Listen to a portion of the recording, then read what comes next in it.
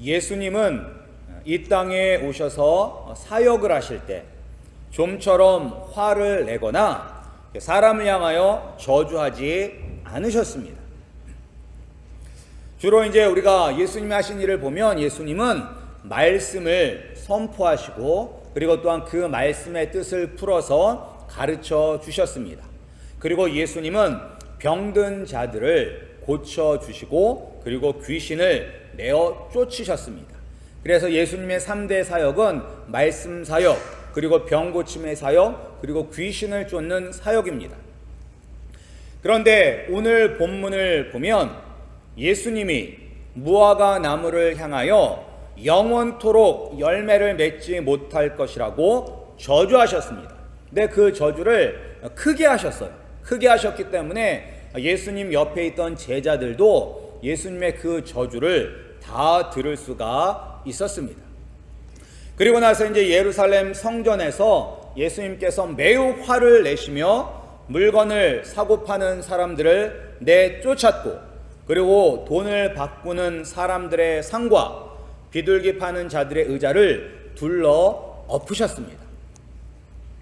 그러니까 평소에 보던 예수님의 모습과는 매우 다른 모습입니다. 왜 예수님은 이렇게 무화과 나무를 저주하시고 그리고 또한 성전에 들어가서 화를 내셨을까요? 이 두 가지 사건이 일어나기 바로 전날에 어떠한 일이 있었냐면 우리가 읽지는 않았지만 우리 마가복음 11장 1절에서부터 11절까지 말씀에 오면 예수님께서 왕으로 예루살렘에 입성하시는 모습이 나옵니다. 우리가 이제 그 장면을 보면서 어떻게 예수님께서 왕으로 예루살렘에 입성하셨다는 것을 알 수가 있냐면 우리가 이제 세 가지를 통하여 알 수가 있는데 첫 번째는 무엇이냐? 예수님이 아직은 아무도 타보지 않은 나귀 새끼를 타고 예루살렘에 들어가셨다는 것입니다. 이스라엘의 왕에게는 오직 왕만이 탈 수가 있는 동물이 두 마리가 있습니다. 그 동물은 무엇이냐면 말과 나귀입니다. 그래서 언제 말과 나귀를 타냐면 전쟁을 하러 나갈 때는 말을 타고 나가고 그리고 평화의 시기에는 나귀를 타는 것입니다. 그래서 아직은 아무도 타지 않은 그런 어린 나귀를 타시고 예루살렘으로 가셨다는 것은 이 예수님이 바로 왕으로, 왕은 왕인데 전쟁의 왕이 아닌 평화의 왕으로 예루살렘에 들어가셨다는 것을 알 수가 있습니다. 그리고 또한 예수님이 왕으로 예루살렘에 입성하셨다는 것을 보여주는 두 번째는 이제 우리가 마가복음 11장에 보면 예수님이 이제 어디서부터 이제 출발을 하셨냐면 벳바게와 베다니라는 곳에서 이제 출발을 하셨습니다. 그곳에서 나귀 새끼를 타고 이제 이 감람산을 올라서 예루살렘에 입성을 하셨습니다. 그 거리가 한 3km가 안 될 것입니다. 오늘날의 그 거리가 한 3km가 안 되는데 이 거리를 이제 나귀를 타고 예루살렘으로 올라가실 때 이제 사람들이 자신의 겉옷을 벗어서 펴서 예수님이 가시는 길 위에 깔았고 그리고 또한 나뭇가지 우리가 요한복음에 보면 이제 팜트리라고 해서 이 종려나무 가지를 베어서 길에 폈습니다. 옷과 나무가지를 길에다 까는 것은 또한 왕에 대한 존경의 표시인 것입니다. 따라서 지금 예수님을 따르는 제자들과 그리고 예수님을 따르는 무리들 그리고 예루살렘에 사는 백성들이 다 자기의 옷을 깔고 나뭇가지를 바닥에 깔므로 말미암아 예수님을 왕으로 존경하고 영접하고 있다는 것입니다. 그리고 마지막으로 예수님이 왕으로 입성하신 것을 알 수 있는 것은 이제 예수님이 그렇게 나귀를 타고 사람들이 깔은 옷과 나뭇가지를 밟고 예루살렘으로 가실 때 사람들이 외쳤던 그 노래에 있습니다.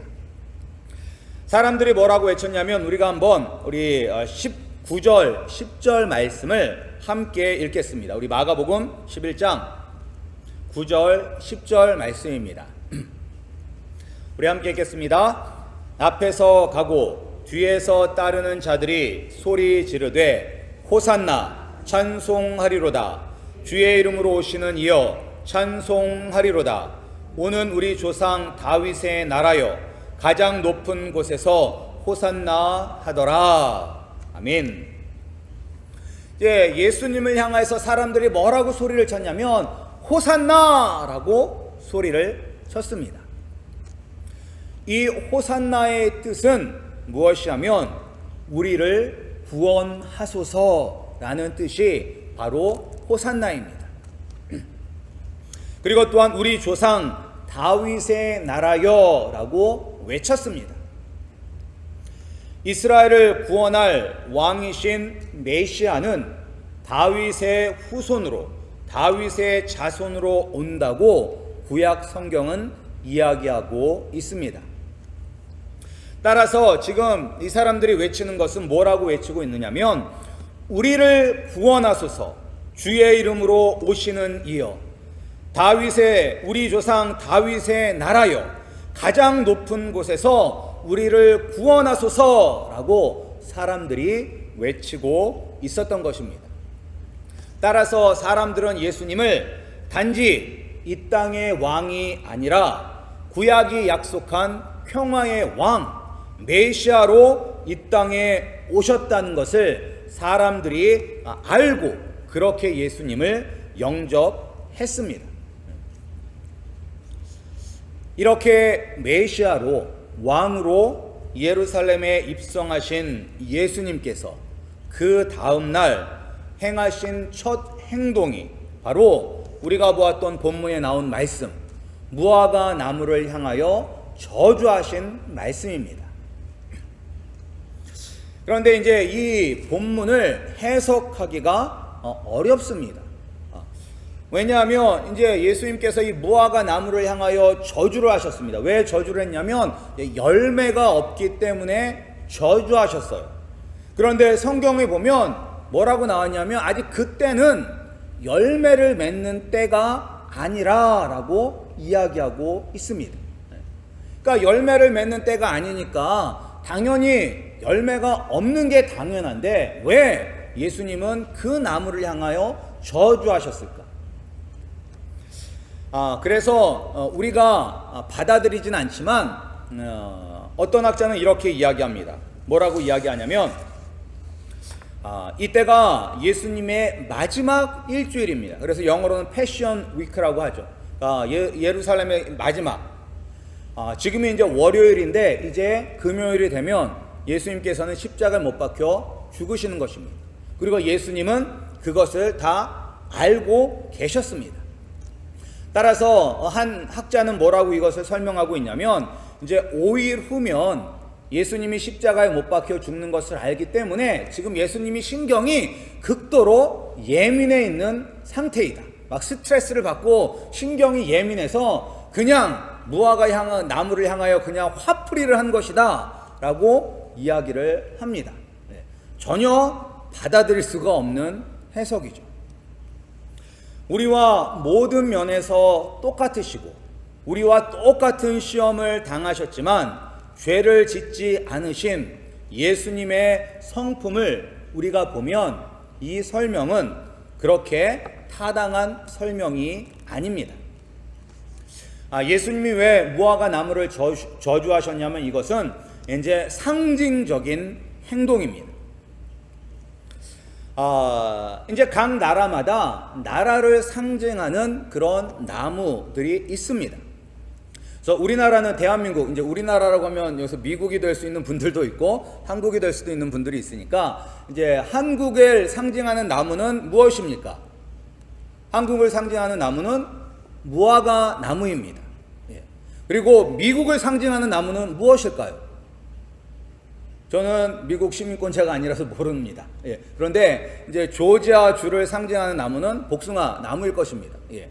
그래서 피치 하거든요. 거기는 마찬가지로 이 이스라엘을 상징하는 나무는 포도나무입니다.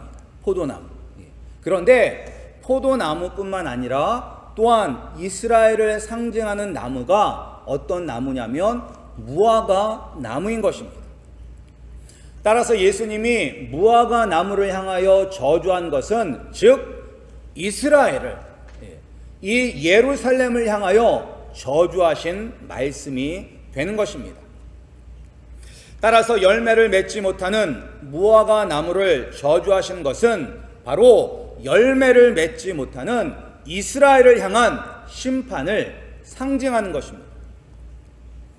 그리고 AD 70년 예루살렘은 로마 장군 티투스에 의해 예수님께서 말씀하신 대로 멸망하게 되었습니다. 그렇다면 어떤 열매를 맺지 못했길래 예수님께서는 이 예루살렘을 이렇게 저주하시고 심판하셨을까요? 그것은 그들이 하나님을 온전히 예비하지 못하였고, 그리고 하나님의 백성답게 살지 못하였고, 그리고 하나님의 이름을 세상에 전하는 빛의 자녀로 살지 못했기 때문인 것입니다. 그러한 열매가 없기 때문에 멸망당한 거예요. 그러면 하나님은 얼마나 큰 열매를 원하셨을까요? 아주 탐스럽고 이렇게 보기에도 좋은 그런 열매를 원하셨을까요? 아니면 아주 보잘것없고 작은 열매일지라도 하나님은 그 열매만 있다면 만족하셨을까요?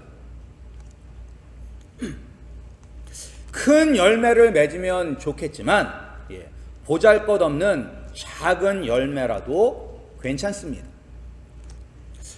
이때가 무화과의 때가 아니지만 상품 가치가 있는 무화과가 나기 전에 파케라고 불리는 작은 열매가 날 때입니다.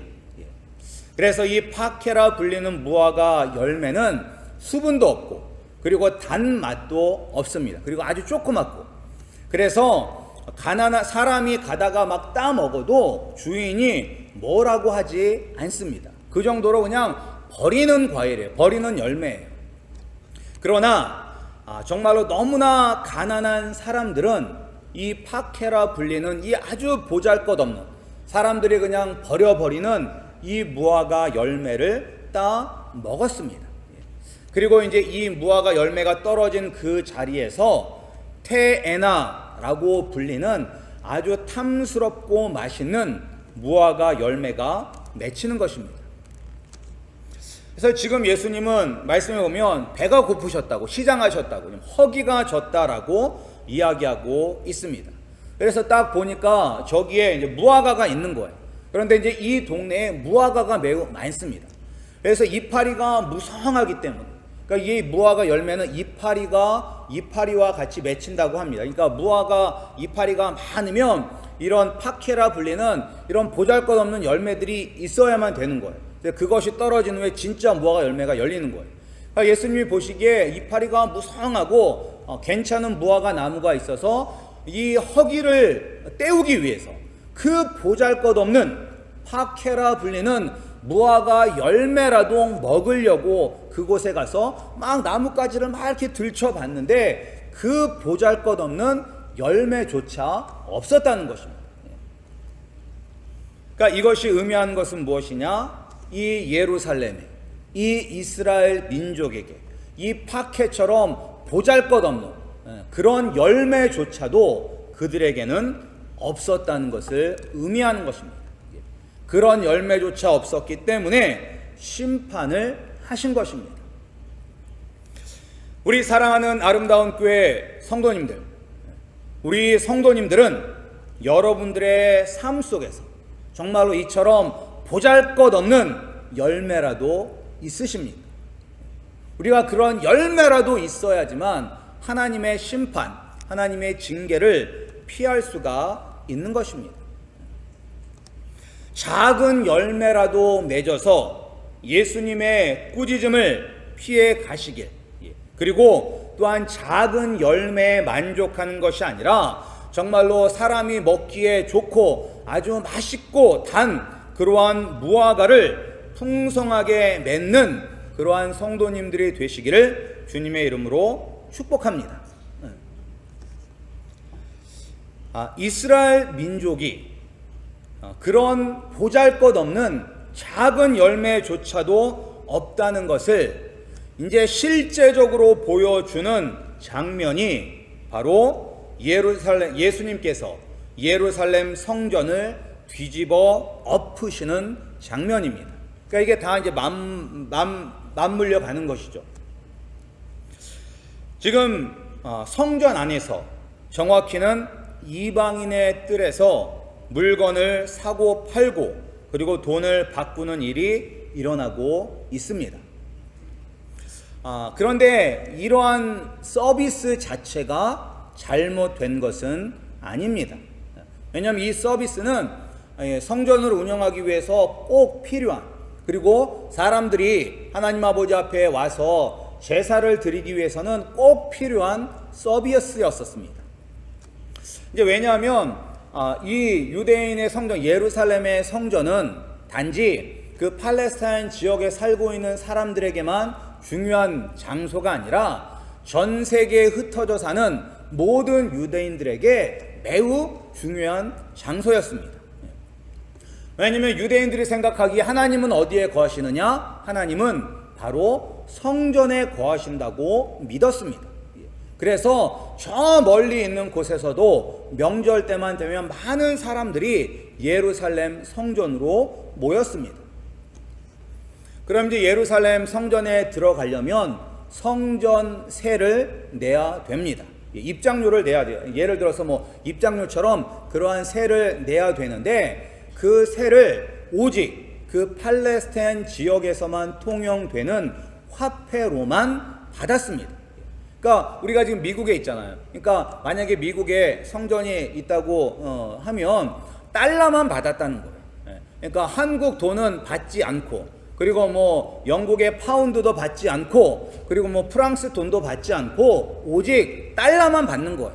그러니까 그 먼 타국에서 온 사람들이 이곳에 와서 자기 나라의 돈을 이 유대인의 돈으로, 그 팔레스타인 지역의 돈으로 바꿔서 성전세를 내야만 했기 때문에, 즉 이 환전은 꼭 필요한 서비스였습니다. 그리고 또한 동물을 사고 파는 것도 꼭 필요한 서비스였었습니다. 왜냐하면 이제 하나님께 이때도 이제 동물을 잡아서 하나님께 이제 예물을 드렸는데 동물을 잡을 때 어떤 동물을 잡아야 되죠? 애꾸눈이고 이렇게 상처가 있는 동물을 잡아야 되나요? 아니면 흠이 없는 동물을 잡아야 되나요? 그러니까 흠이 없는 동물을 잡아서 하나님께 드려야만 합니다. 그런데 저 멀리서 사는 사람이 그곳에서부터 동물을 가지고 오는 것은 너무나 힘들고, 그리고 또한 그곳에서부터 동물을 가지고 오다가 중간에 어디 상처가 날 수도 있고 하기 때문에 그들은 몸만 와서 성전에서 흠이 없는 동물을 사서 하나님께 드렸습니다. 그래서 이 서비스도 꼭 필요한 서비스인 것입니다. 그런데 이것이 왜 문제가 됐냐면 이 서비스가 돈을 버는 이권이 걸려 있는 그런 장소로 변질되었기 때문인 것입니다.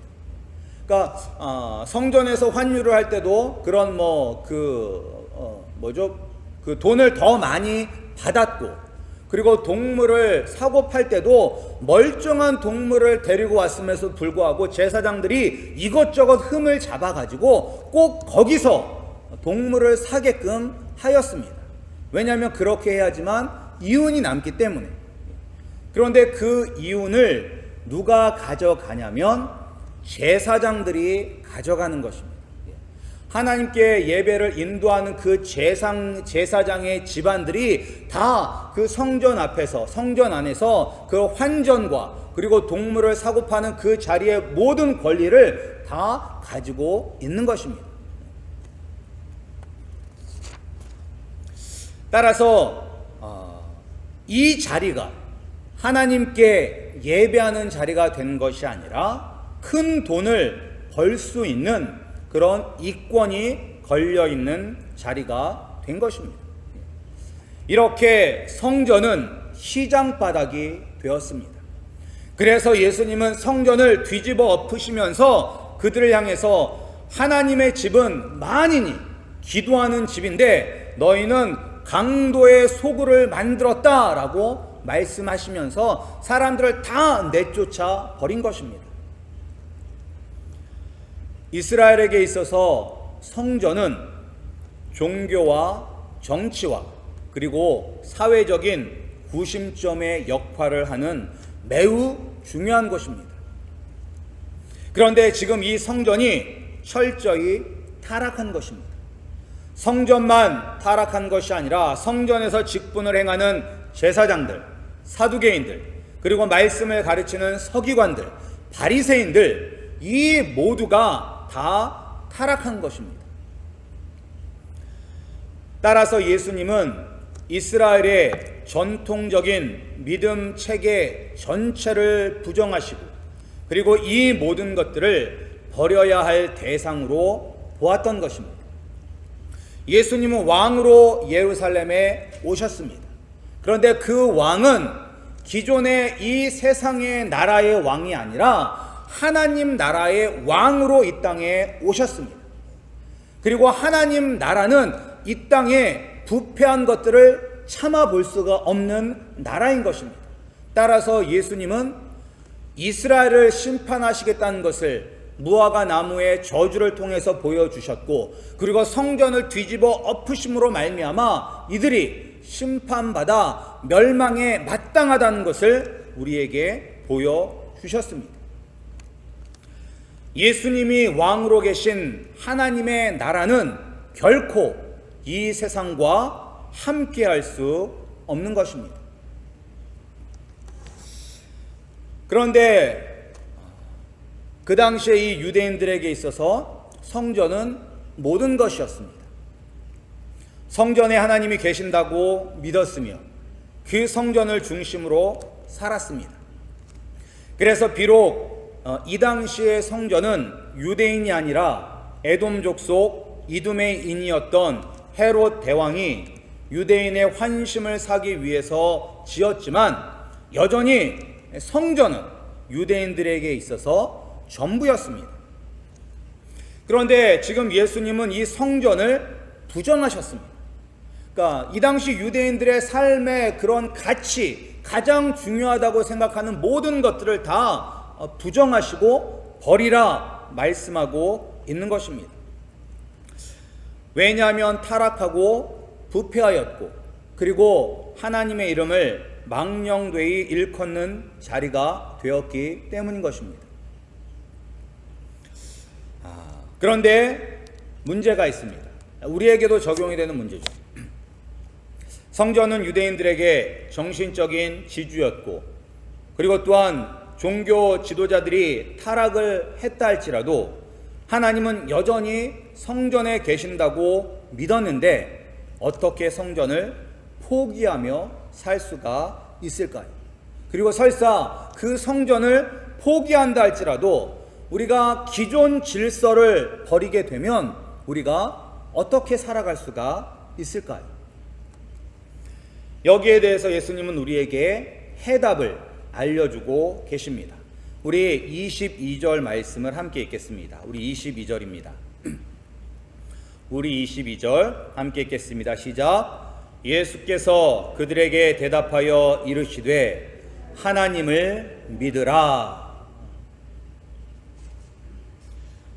성전을 정화하신 후에 다시 베다니로 갈 때 베드로가 예수님께서 저주하신 무화과 나무가 말라 죽은 것을 보고 예수님께서 저주하신 그 나무가 말라 죽었습니다 라고 말씀하셨습니다. 이제 그때 예수님은 이런저런 말씀하시지 아니하시고 바로 제자들 향해 뭐라고 이야기했냐면 하나님을 믿으라 라고 이야기하셨습니다. 하나님을 믿으라. 무화과 나무는 이스라엘을 의미하는 것이고 말라 죽은 것은 예루살렘의 멸망을 보여주는 것입니다. 그리고 예수님의 말씀대로 예루살렘은 멸망하였습니다. 하나님의 나라가 승리한 것입니다. 하나님의 나라와 이 세상은 함께할 수 없으며 반드시 하나님의 나라가 승리하게 되는 것입니다. 그러나 문제는 무엇이냐? 문제는 비록 이 땅의 예루살렘과 종교 체제가 예수님이 왕이신 하나님의 나라와 함께할 수 없다는 것을 우리가 알지만 눈에 보이지 않는 하나님 나라보다는 눈에 보이는 이 세계의 가치관, 이 세계의 질서, 이 세상의 체계를 버리는 것이 매우 힘들다는 것입니다.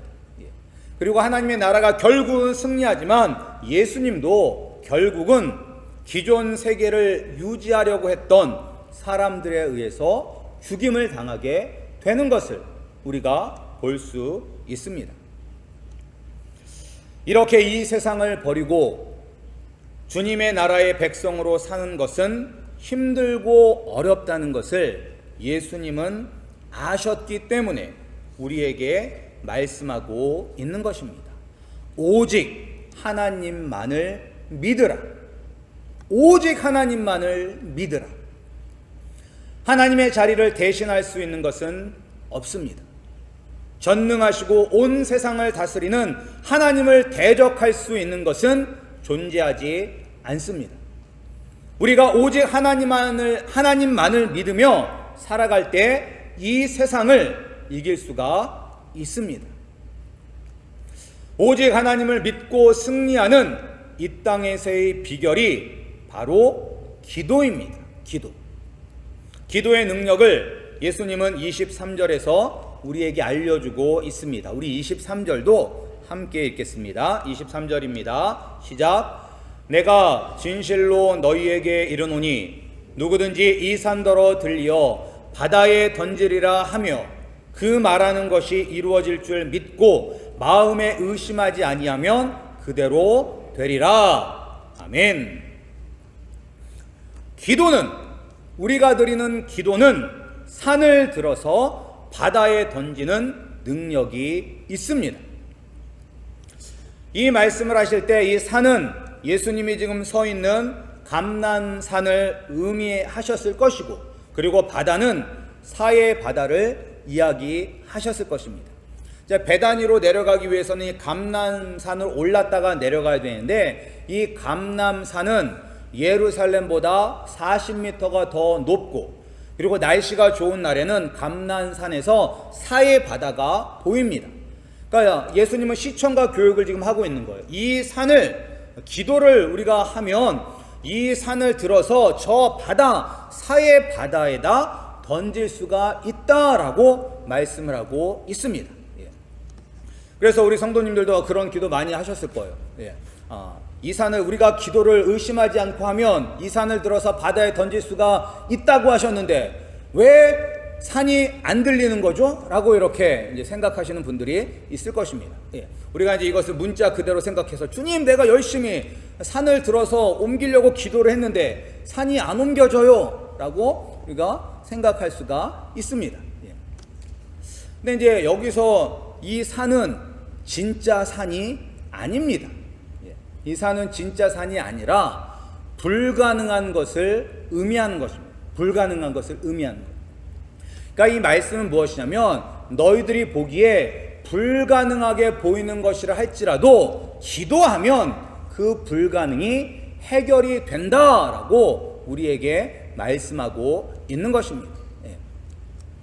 그래서 불가능이 해결이 된다는 거예요.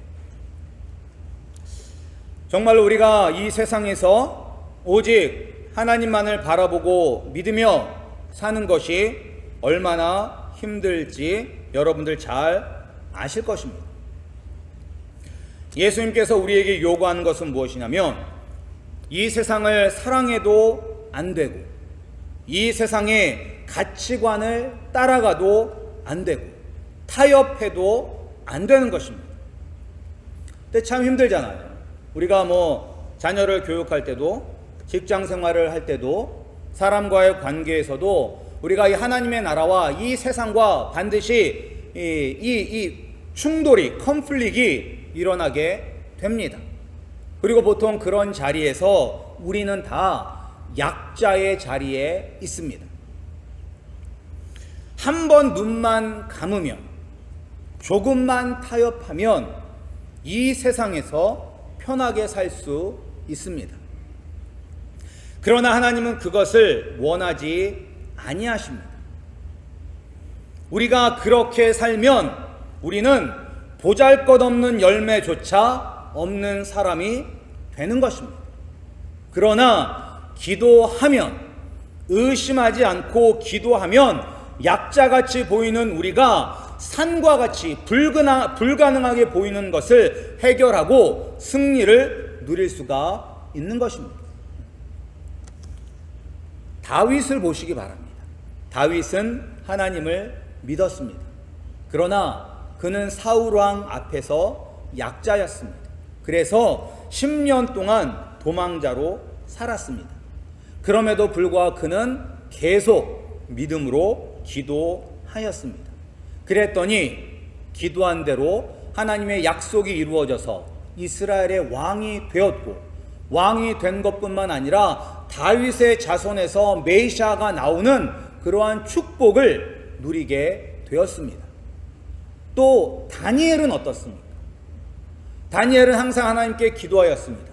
그런데 그 기도한 것을 보고 다니엘을 싫어하는 사람들이, 다니엘이 싫어하는 사람들이 함정을 팠습니다. 그럼에도 불구하고 다니엘은 그것을 알았음에도 불구하고 타협하지 않고 하나님께 기도하였습니다. 그랬더니 하나님께서 사자의 입을 막으시는 놀라운 능력을 보여주시고 승리케 하여 주셨습니다. 우리가 이 세상에서 오직 하나님만을 믿으며 살아야 합니다. 그래야 멸망받는 이 세상에 사는 것이 아니라 영원한 하나님의 나라에 속해 살게 되는 것입니다. 그렇게 살기 위해서 기도가 필요한 것입니다. 우리 성도님들, 기도하시기 바랍니다.